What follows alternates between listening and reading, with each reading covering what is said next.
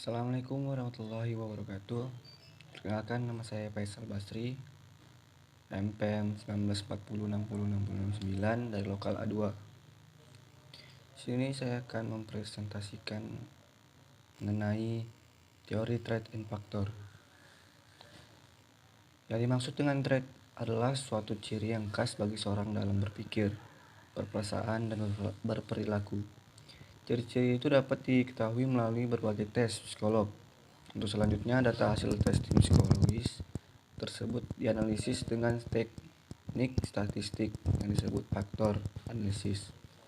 Sedangkan ciri-ciri dasar yang ditemukan disebut faktor.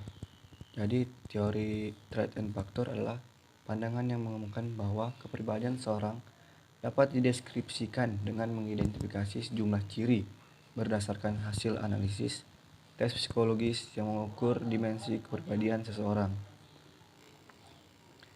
Selanjutnya, konsep utama teori threat and factor.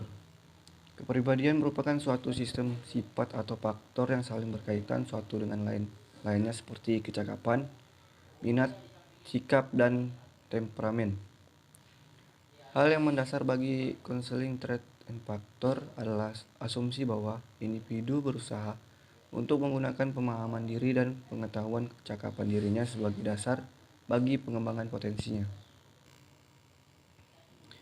Selanjutnya, proses konseling.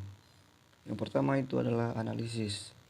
Merupakan tahapan kegiatan yang terdiri dari pengumpulan data dan informasi klien atau konseling. Yang kedua, sintetis. Merupakan langkah untuk merangkum dan mengatur data dari hasil analisis yang sedemikian rupa sehingga menunjukkan bakat klien, kelemahan serta kekuatannya, dan kemampuan penyesuaian diri. Yang ketiga itu diagnosis. Sebenarnya merupakan langkah pertama dalam bimbingan dan hendaknya dapat menemukan ketetapan dan pola yang dapat mengarahkan kepada permasalahan, sebab-sebabnya, serta sifat-sifat klien yang relevan dan berpengaruh kepada proses penyesuaian diri. Yang keempat, konseling. Merupakan hubungan membantu konseling untuk menemukan sumber diri sendiri maupun sumber di luar dirinya dalam upaya mencapai perkembangan dan penyesuaian optimal sesuai dengan kemampuannya. Yang terakhir itu tindak lanjut.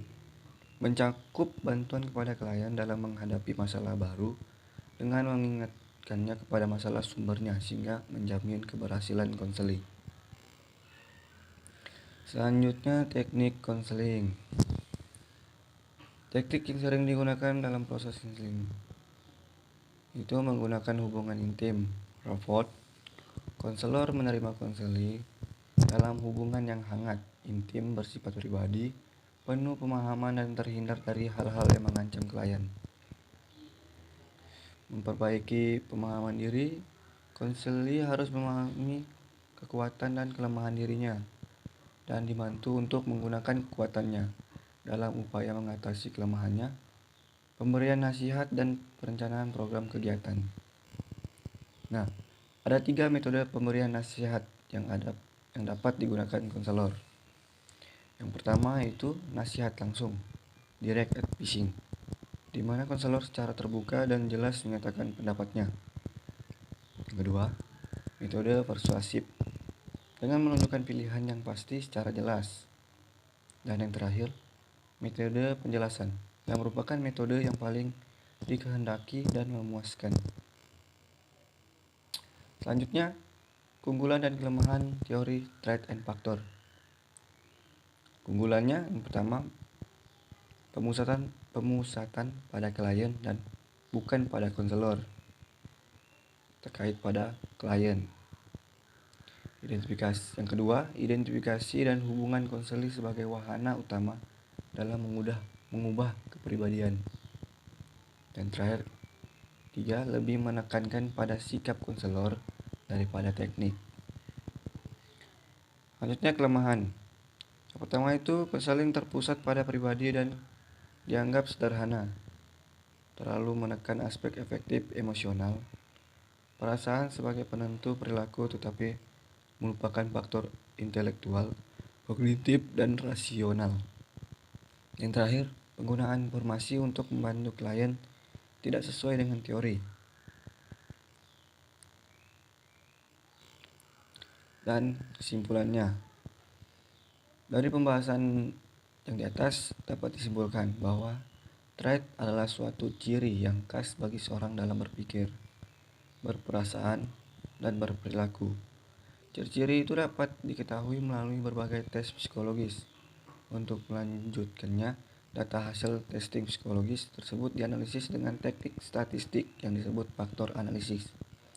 Sedangkan ciri-ciri dasar yang ditemukan disebut faktor. Jadi, teori trait and factor adalah pandangan yang menemukan bahwa kepribadian seseorang dapat dideskripsikan dengan mengidentifikasi sejumlah ciri berdasarkan hasil analisis tes psikologis yang mengukur dimensi kepribadian seseorang. Terima kasih.